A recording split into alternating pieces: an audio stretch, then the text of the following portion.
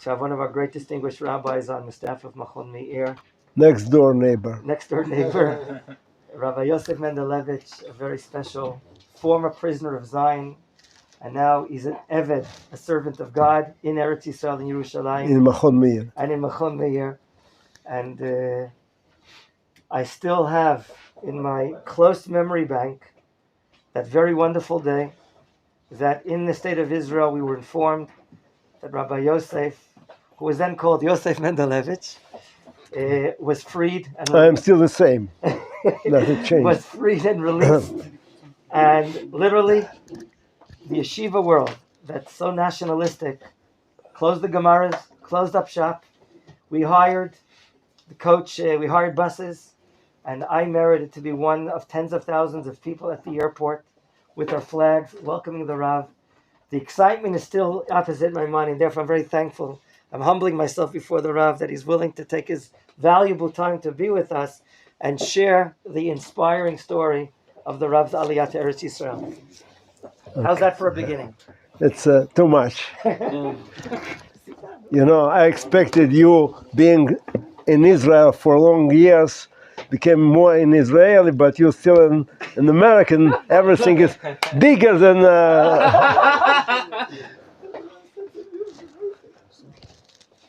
Anyway, Rabbi Menachem allocated less than an hour so far, so I will be short. To begin with, here's two books, one in English and the second in Hebrew. It's a new edition, and it's an old edition, and it's telling everything, which covers, I would say, every book covers some maybe 50, 60 years, so you can imagine that I can tell you only a small portion of the stories. And the general framework is that I was born in 1947, figure out how young I am, in Riga, Latvia. So after the war, certainly after the Second World War, and Latvia, as you know, is an independent Baltic country. So how at all I come to be called a Russian Jew? The matter of fact, you know where is Latvia? You know some geography? It's a Baltic state. As a matter of fact, under the peace agreement between Hitler and Stalin, they divided Europe. So in 1940, under this peace agreement, Latvia was occupied by the Soviet army, and it's how, after the war, being born after the war, I was a Russian Jew, still remaining somehow a Latvian Jew, which means that my background, my parents were grown up in Latvia, specifically in Riga is the capital, and a smaller town is Dvinsk. You heard some famous, outstanding scholars, Torah scholars born in Dvinsk. Who? Meir Simcha. And I'll mention something very close to us. Rav Kook, Rav Avraham Yitzchak HaKohen Kook, was born in Dvinsk, and his son, Tzvi Yugo Kook. People normally say it's Griva, but Griva is a suburb of Dvinsk. So imagine how close I was to Rav Meir Simcha, and you would mention the Rogachev Argoyan, the Hasidic outstanding scholar, that my grandfather was his Mishamish. Wow. So, maybe Mishamish is not nothing. But anyway, that close, but still a Soviet Jew. Means assimilated, ignorant. How it can happen? One generation. Another piece of information that my father got a kind of traditional education in Latvia, normally, but he felt that religion doesn't solve any problem. And he felt that communism and socialism are better dealing with human problems, bringing a kind of equality and friendship, etc. So it's how my father was a communist, a believer communist. Is that you have nowadays in America not especially communists or socialists, believers that believe, And the Emunah is very, something very strong. It goes against logic. Logically it's impossible, it's stupid. But people still trust and believe it until my father met the reality of Soviet Union when he had to escape from the Holocaust from Latvia. That Dvinsk is on the border. So during the invasion, Nazis invasion, it was easy to escape over the border to run away from the Nazis. Also, as you know, the majority of Jews would stay, as my other relatives. As my grandmother told my father when he suggested her to join him, she told, why should I escape from the Germans? I remember them being here in Latvia during the First World War. They were better than the Russian soldiers. She was under Russian occupation, and she could compare, the Russian soldiers and the German soldiers. It's crazy, to run away where? To the communists, to the Russian? I better prefer to stay with the Germans. It was a widespread mistake that turned out a tragedy, but it's not the issue now. So I was born, as I told you, with good perspectives to be a good Jew, so-called, but in fact, I'm a Russian Jew and a Soviet Jew, an ignorant Jew. So to tell my story, I would put it in different parts. To begin with, to tell the story how a child like me becomes a member of underground Jewish Zionist movement. Being a Soviet citizen with my father, communist believer, believing in socialism and etc., etc. It is by itself a story. And then how being a member of an underground Jewish movement, illegal, in the 60s in Soviet Union, I became a religious man when I discovered the God. It's very fits to Machon Meir stories. It's what I had to tell you. And then by itself, the hijacking plot that our group of activists decided to make something dramatic to attract world public opinion to our situation. You know that at that time we had more than 70% of Russian Jews assimilated, means mixed marriages. It's exactly the numbers you have here right away, or even more than that in America. And according to the Jewish Agency, it comes to 80% among the youngsters. 80%. In America. 80% are getting intermarried. So our feelings at the time was that to solve the problem of assimilation, forcible assimilation. It's interesting, to compare how without forcible assimilation, you and America came to the same figures much more later, like more than 50 years later than us, but finally it's the same. And the answer, I will tell you immediately, the solution of the problem. It's the time to be in Eretz Israel. You can't anymore stay in Chutz La'aretz. But in Chutz La'aretz, it's the end of Am Yisrael.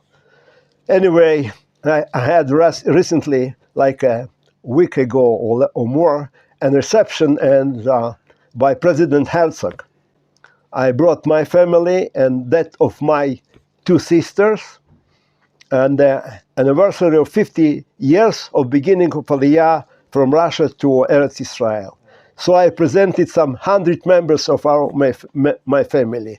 You can compare with a regular Russian Jewish family nowadays, with maybe, and as well in America, 2 children and maybe 1 grandchild. I have 30 grandchildren, and it's only the beginning, hopefully. It's normal, in Israel, you have a regular family with 10 children, so I don't have 7, I have only 7, I don't have 10.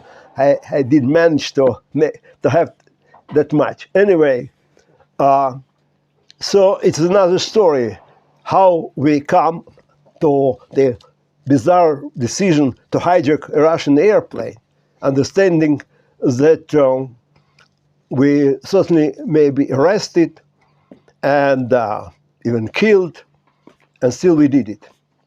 So I can bring you the story more or less for 40 minutes, the preparation, the planning, the preparation, the arrest, interrogation, etc.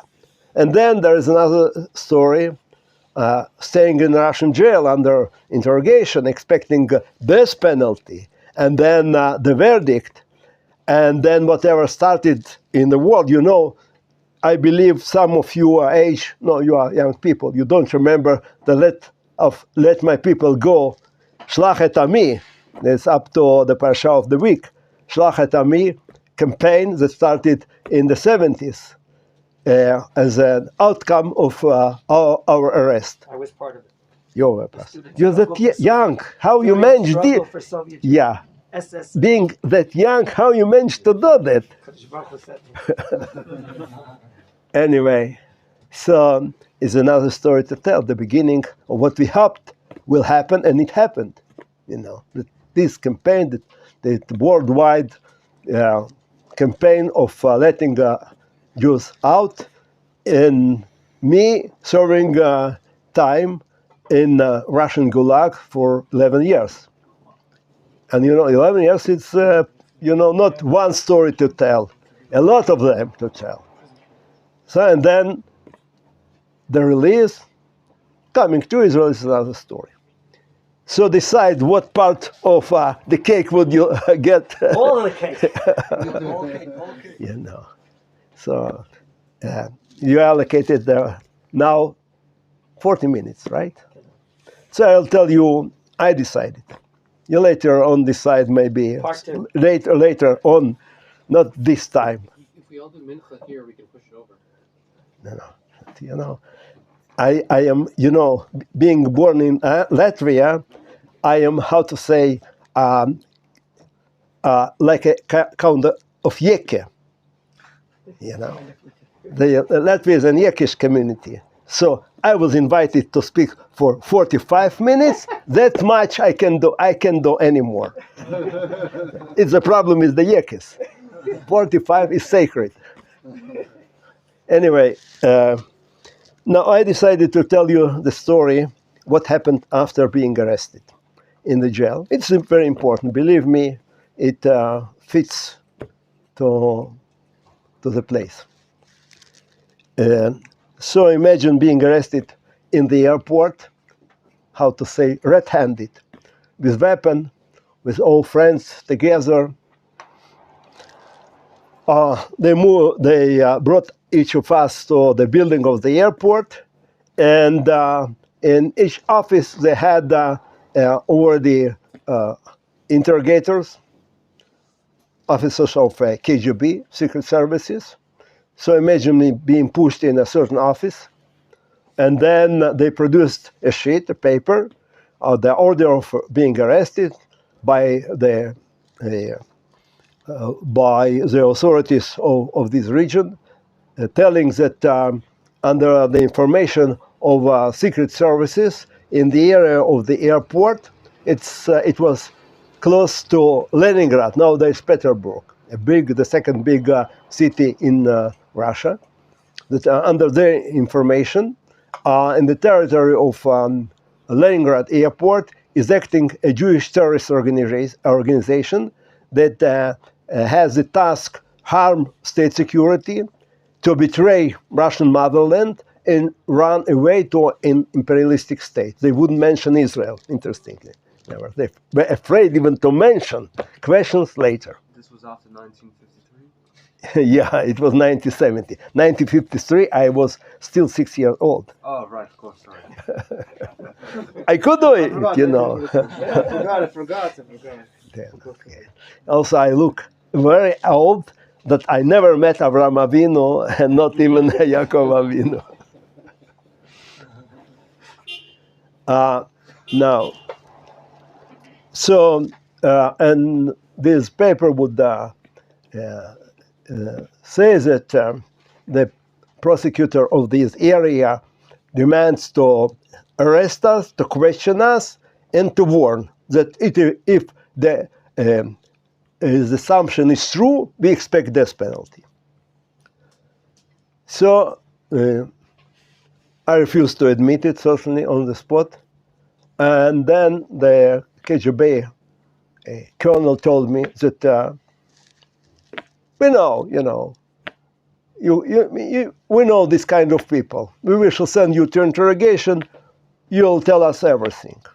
Then they put me in a car and drove me to the prison of a KGB office. In the center of Leningrad, they have a big building, a huge building of KGB, like CIA, and there is a small prison for people that should be questioned and interrogated and sentenced. So now, being there, nothing terrible. It was already 1970, almost modern times.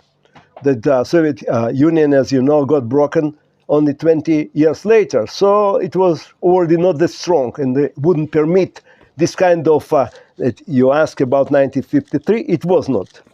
It was different. It was already almost modern. So anyway, normally you imagine people under interrogation should be tortured, beaten.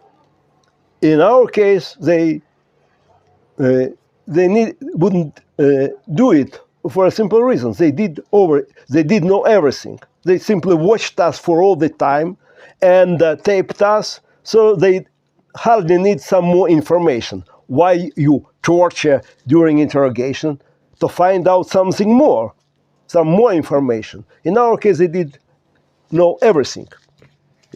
Simply they're smart. KGB is smart, CIA, Shabak is smart. Everybody is. We were amateurs and they were professionals, so they know better. Now, but still, what, which I understood later, their scheme was, knowing that we are going to do that, to arrest us red-handed, and then to break our will and make us cooperate with them. For their goal was to have like a trial, a performance, that each of us would not only admit guilty, more than that, call up a whole jury, stop any intervention in our businesses. It was their primary goal. For they felt that the American jury specifically is very interested in what is going on with the Jews in Soviet Russia, just to push you away. Don't get involved. See, it's because of you, we are arrested.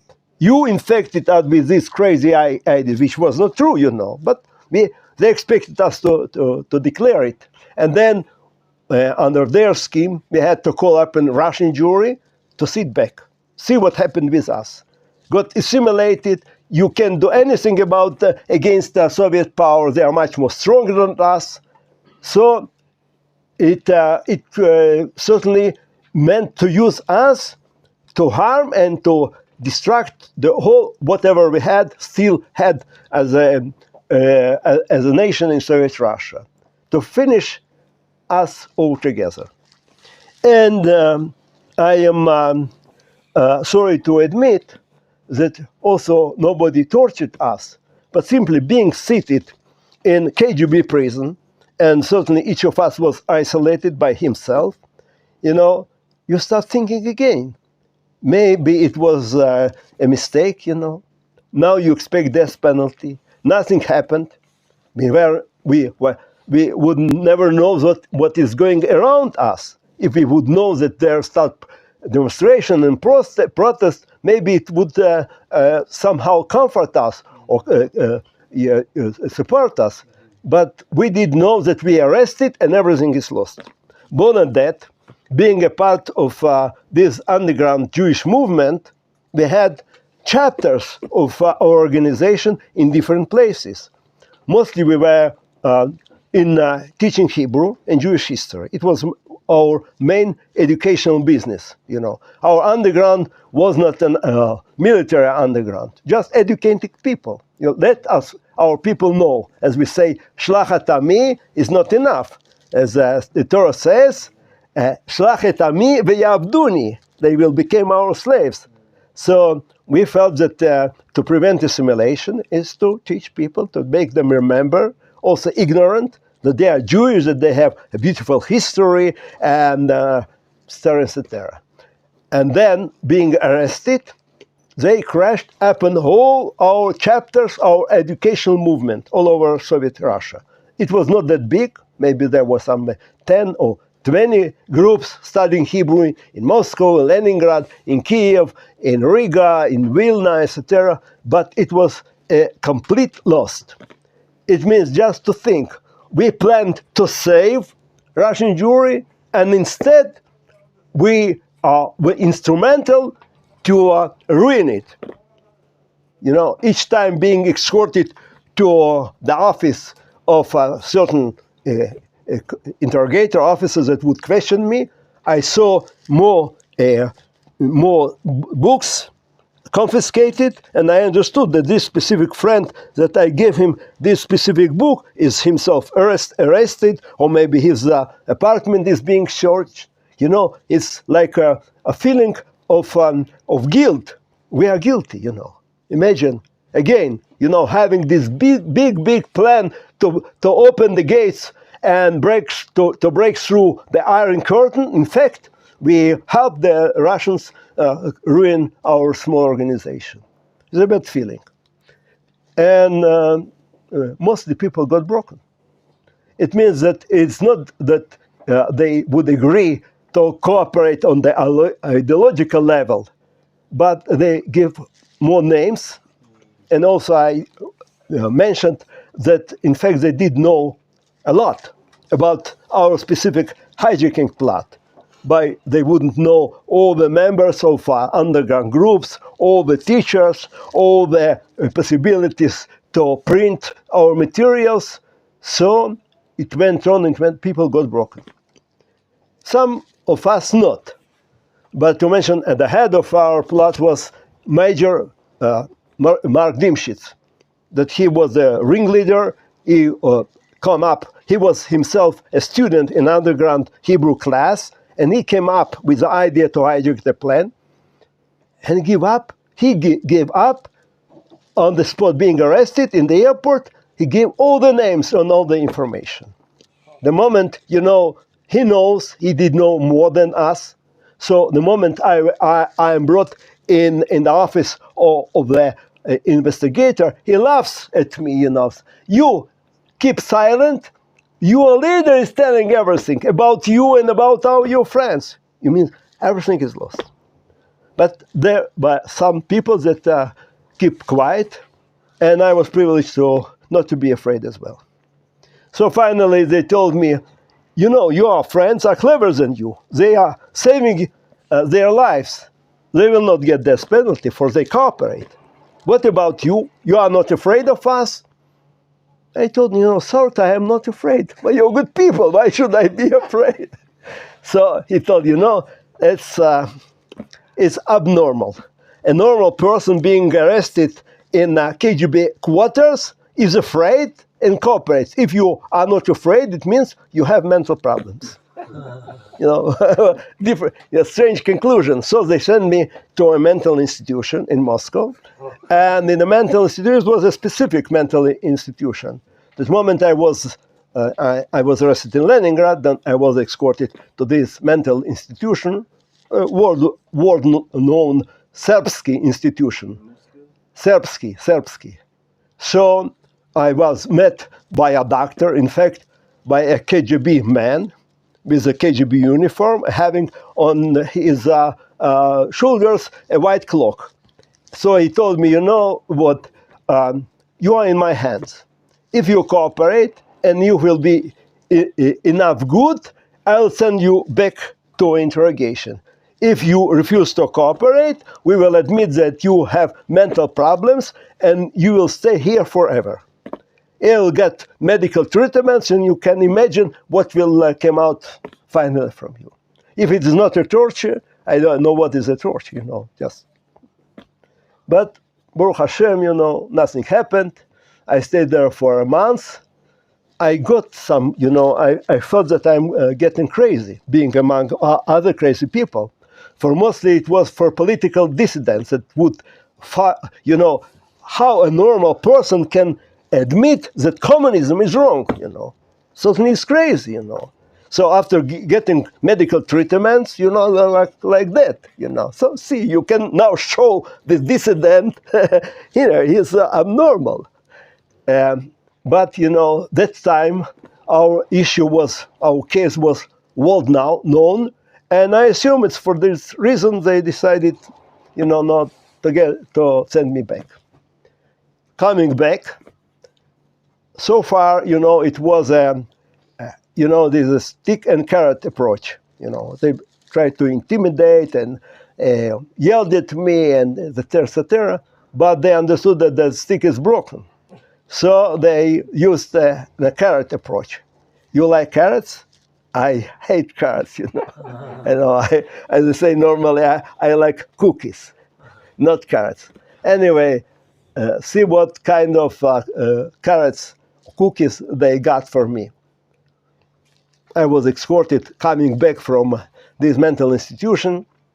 I was escorted to another officer, a very polite man. And he told me, Yosef, I feel sorry that you were arrested. It's a carrot approach, I understand you. You're a young man. I was 22 years old. You are a young man. So I have all kind of romantic ideas, etc., But now he told me, it is not the time to be romantic. You have to be realistic. You can't break the wall with your head. You'll break your head. Cooperate yourself. I advise you, I'm like your older brother, I understand you. I sympathize with you, but there is no way out. It's a good psychological approach. And then he looked at me and he told me, you said you are Jewish and you would like to come to Israel to be Jewish. And look at you. How are you Jewish, You look at me, this rabbi can be different, But believe me, as everybody, you're from America, maybe from different countries. But every Jew, normally, without a beard, without pants, look average, like everybody, And then certainly my Hebrew is good, but my Russian still is better. So when I studied there, in high school, in university, he told me, you are Russian, you are a Russian boy, you speak a beautiful Russian language, and you studied a lot of Russian literature like Pushkin and Dostoevsky. You got our Russian education. How you are Jewish? Yeah. How I studied the English in a prison, in the jail. In prison? Yeah, for I figured that one day I will come and Rabbi Listman will demand me to tell you. I had no way out. Now, as a matter of fact, I'm going oftenly to the States, so it's like an oral practice. You speak and you listen, and I had a background. Still, I studied English in a prison. So, like, my grammar is more or less good, They give you books in prison? We smuggled inside, you can bribe everybody, even in Russia. Everybody needs an additional income, right? Yeah, some money, no vodka, but money. Anyway, so, but later. Now, it felt like I'm hesitating. It's a different approach. When somebody is yelling at you and intimidating, you became stiff. But now he says, I understand, I sympathize with you, I can understand you. But I advise, be clever, like your older brother. Also, I did understood that it is a game, but you're human. You are already half a year in a prison, and everybody is yelling at you, and finally you meet somebody that behaves different, like softens you. You felt that I'm going like influenced by him. And he told me, okay, he was enough clever, as we educators know, not to make the educational effort at once, just to start step by step. So send him back to his prison, to his cell, let him think again.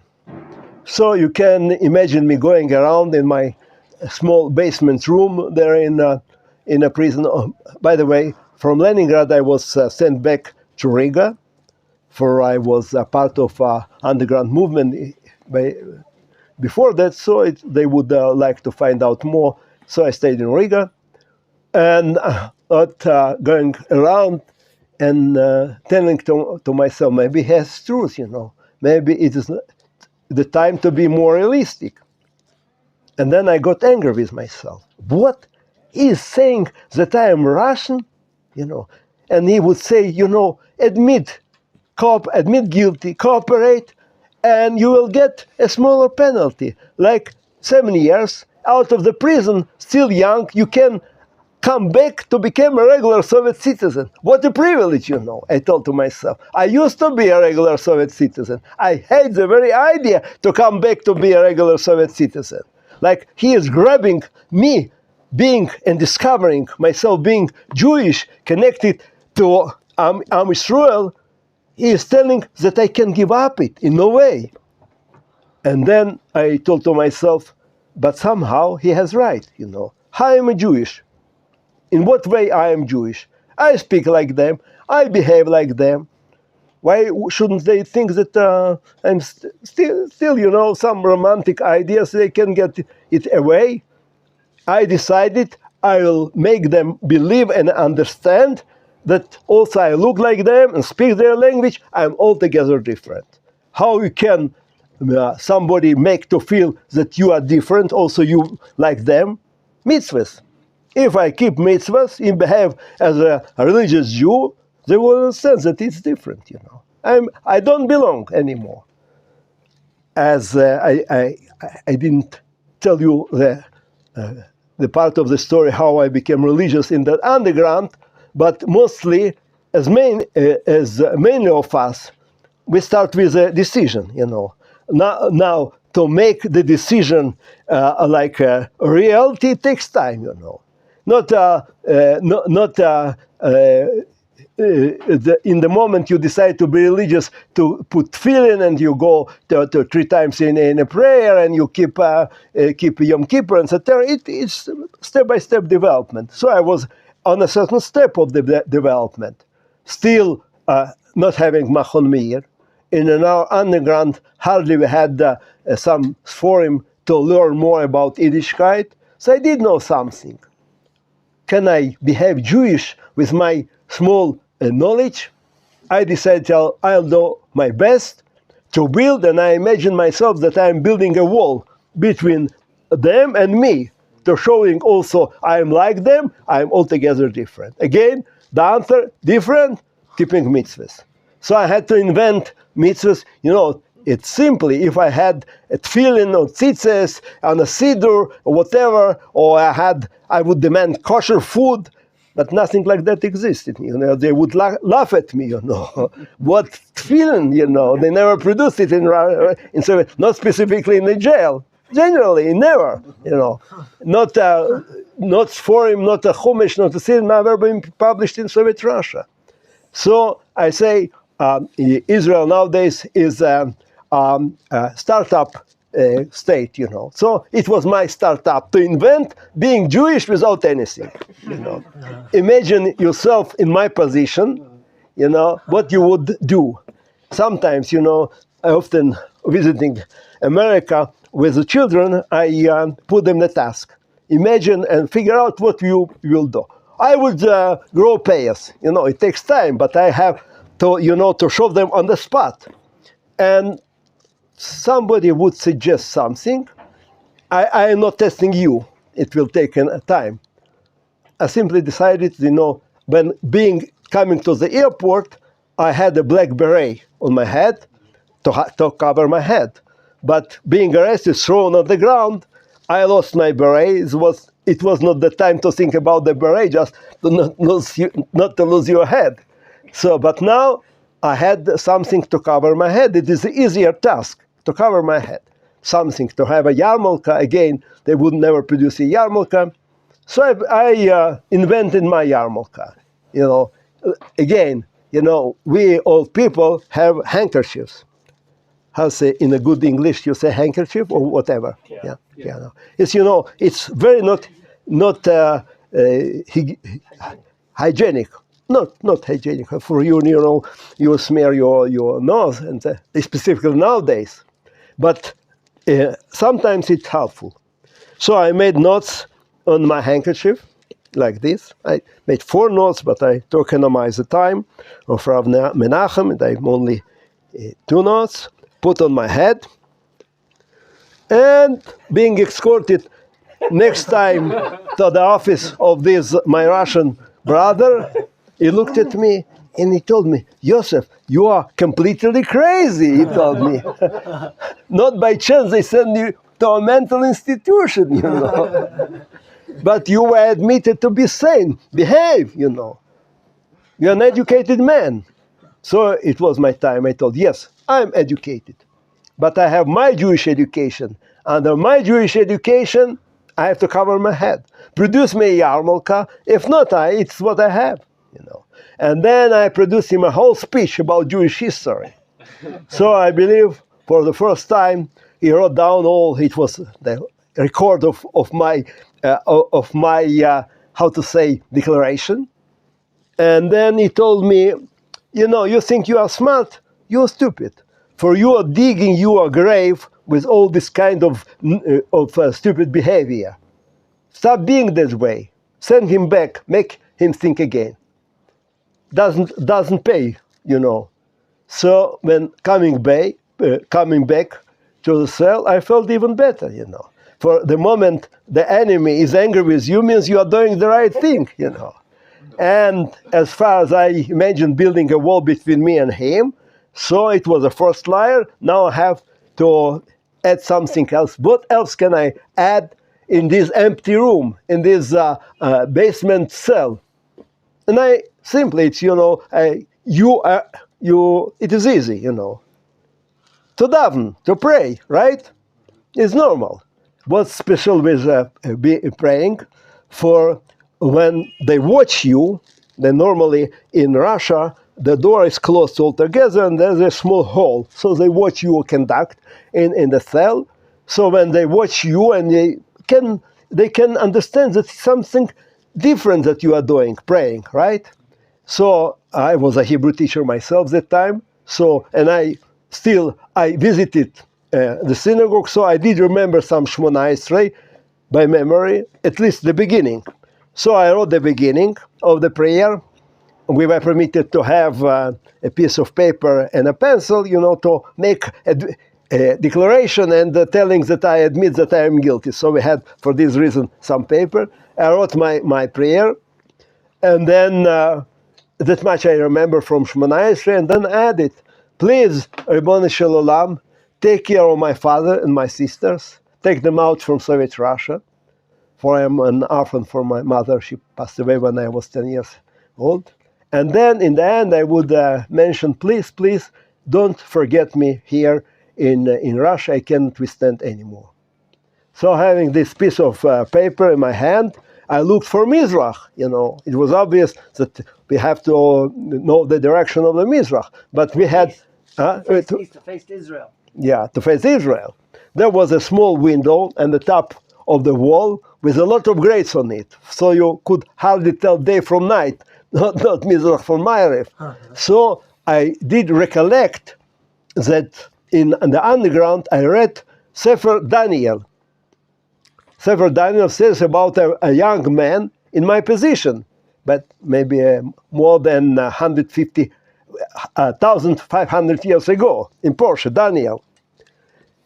So he had the same problem like me. He would like to know where is Mizrach, having no smartphone. With a smartphone, it's easy, Daniel in Persia had no smartphone. He simply, and look in Sefer Daniel, I believe you have here it, right? It says that he would come up on the second floor, Aliyah Sagag, open the window and direct his heart towards Yerushalayim, which is it is a halacha. If you don't know the direction of Yerushalayim, if it's possible to stand in a window, open the window, and direct your heart to Yerushalayim. So I couldn't open certainly the window, but at least I would stand down there, having this window here. I visited recently Riga.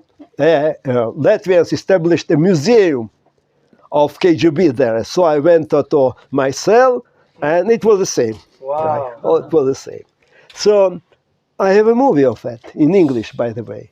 You can show it. Oh, the website. Yeah, I send you We're over. going to send it to everyone. Yeah. Anyway, so I stood there having my piece of paper, and according to the halacha, says when you are davening, when you are praying, you have to imagine that you are standing down for the Tilim. The psalm says, "Mima'amakim karasicha Hashem," right? You have to cry down from beneath.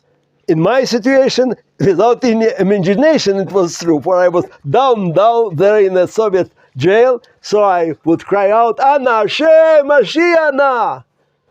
So several days during this practice, all of a sudden the door got open, and some guards rushed inside my cell, grabbed me in the wall, and they told me, "We watch you all the time. You stand in the wall and touch the wall, like what you're looking for, like a brick to take out from the wall and run away." There is a story, of Monte Cristo that managed to run away this way, but it took some more years than a half a year. Anyway, they checked the wall, everything was intact, and the grates the same, So what's the reason? All the time they stand here and look, and then the window. Then they checked my pocket, and I found this piece of paper. It was in Hebrew. What is here? I will not tell you. I understand, It's a secret letter that you try to pass over to your friends, You really should be, crazy to imagine without envelope and without address to throw something through a locked window. But anyways, I had no explanation. A man stands, have a piece of paper, touching the wall and looking at the window. It's altogether crazy. So they took my letter, which was really a letter to my big friend, to Ribbon Shalom, my SMS, took to translate, and then later on being escorted to my Russian brother, Captain Popov. He was very angry. I saw on the top of his table my prayer, my tefillah, and the translation. And he told me, "Yosef, I got the translation. It's a prayer, it's a tefillah." So I was proud that my Hebrew was enough good for the professional translator to understand that it's a tefillah. I was proud of that. And then he told me, "What, you are praying, You became religious. You never been religious, What's happening with you, Imagine a young boy, closed altogether, isolated, and some transformation going on with him. Coming his head, praying, writing tefillahs. Who influenced me?" I thought, the God, Certainly, Imagine what a miracle happened to me. It's not by chance that I make this decision. In fact, I had two options, according to them, to cooperate or not to cooperate. There was no another option. But yes, it was a real one, just to behave Jewish. Altogether illogical, and I can't explain how I came to this specific conclusion. Certainly, it was the Ribbon Shel Olam that instructed me, and I am privileged that I got his instruction and I followed it. So you can see this man, that Ribbon Shel Olam, as everybody to us, in this kind of tragic situation, is telling you what to do. You just listen. And listen and understand. It's what I have to do. In Soviet jail, in 1970, without any knowledge what is going around in the world, I made the only one possible direction. Ribbon Shalom told me, "Yosef, be Jewish, it will save you. Now, it saved me altogether. Even Rabbi Menachem called me Rabbi. I'm not a rabbi, I'm ignorant Russian Jew. An old, ignorant Russian Jew. And I'm privileged to be connected with the Ribono Shel Olam. Now, we have more time to go. He sent me back to my cell, understanding that everything is lost, no expectation. But I was even more encouraged, The moment he lost expectation, I have to continue to build my wall. So I have to invent something else. What can I do again as a Jew? Not specifically to demonstrate, which is as well important. But what I will do as a Jew, to behave Jewish in an empty room. Right? It is quite a task, right? But the solution is very simple. Shabbos, right? To keep Shabbos.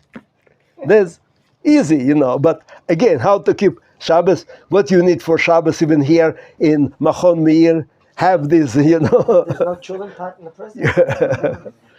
Food, like good kind of Shabbos dresses, and go to the shul and having a siddur and davening with all the people, and then coming back with the family or the friends, meals and singing.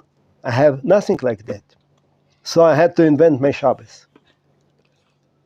I decided to begin with food. I will economize on my food.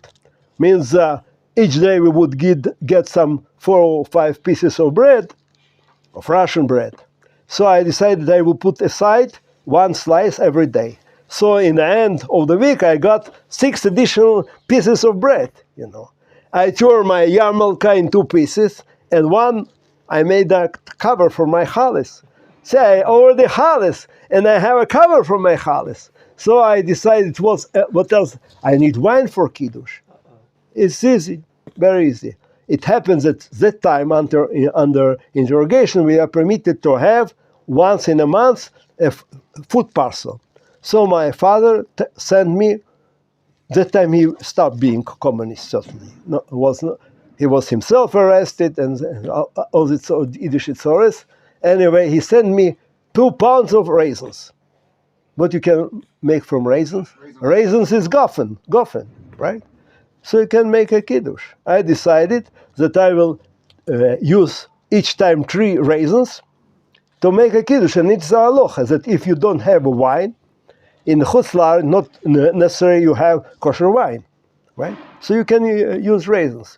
I felt if they kill me, I don't need economize. But if I will get a life sentence, I have to use for a longer time the raisins. So each time 3 is, if we say 3, shlosha ze harbei. It's in Gemara. Harbei is shlosha. So I had already wine for Kiddush, and then my father sent me on white undershirt, a new one, so I decided it was Shabbos dresses. And then, what else? I decided I will clean up for Shabbos.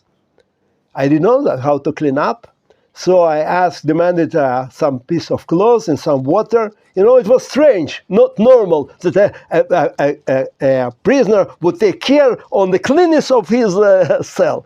But they did know that I'm a strange man, so they produced some water and some piece of some clothes. So I start rubbing the walls. They were dirty before the Soviets come to Russia, to Latvia in 1944. It was a Gestapo prison. It's very dirty. So cleaning the walls, I felt between the bricks something sharp. I looked at it. It was a small piece of a nail. Too small, to attack the guard, to kill him and run away. But I decided it's from heaven. I will use this piece of a nail to stretch on the wall 2 candles. And imagine myself lighting candles, like bench and licht, as we say. Also, my mother, Alav Shalom, being the daughter of the Mishamesh of Rogachev, was a communist herself. Strange things happened that in that generations. And he never benched licht. I had no experience like that. My mother, I believe that some of you have this kind of experience as well. That mother is never would lighten the candles. But we got in our underground a postcard, black and white, with a woman blessing candles. Baruch atah Hashem asher kitshanu mitzvah v'tzivan la'adlik ner shel Shabbat. So from this postcard, I did know what I have to say. So I scratched 2 candles, and then I had kind of a tefillah there. And when I blessed, I closed my eyes. And when I removed my hands, I couldn't believe, like real flame would come up in the candles. You believe me, you know. My wife, Kathy, tells, never tell it, you know. People will think that you are really crazy, you know. But maybe it was my imagination. Some people would ask, did you touch them? Maybe it was really hot. You know, I don't know whether it was really hot or not. What is important, it was hot on my heart. Imagine a man expect death penalty having in his cell Shabbos, benching licht, having chales. So, as being a grandson of, you know that Rogachev was a chassid of Chabad, of Rebbe Rashab.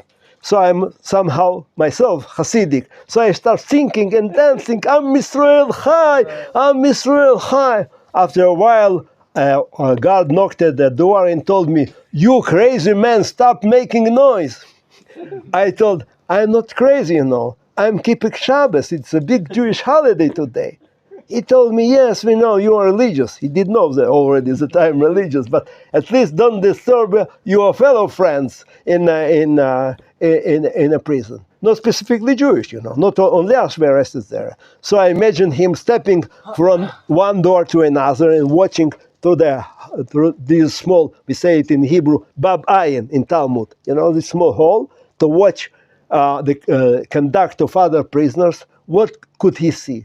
People broken, in despair, everything is lost. All of a sudden, he come up to my cell. He couldn't believe a man is dancing and singing, you know, expecting this penalty. So I heard him calling up an other supervisor there in a prison, saying, see, he's keeping Shabbos. He's keeping Shabbos. It's how I showed him. It's a longer story, but it's now the time to finish.